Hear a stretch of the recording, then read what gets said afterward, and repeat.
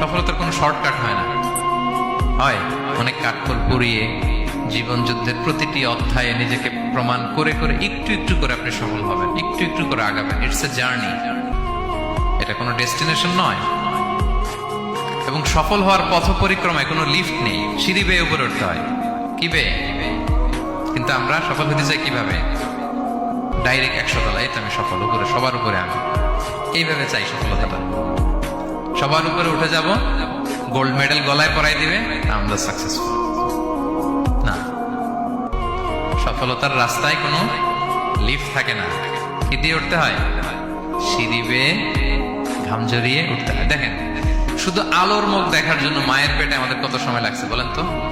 Just একটু light, হ্যাঁ, 9 মাস 10 মাস সময় লাগছে শুধু একটু আলো দেখবো আমরা। একটু আলোর মুখ দেখার জন্য আমার লাগছে 9 মাস। আর এখানে আমরা শর্টকাট খুঁজি, খালি কি খুঁজি? সফলতার কোনো শর্টকাট নেই। অল্প এফোর্টে যারা সফল হতে চায় এরা কোনোদিন সফল হয় না।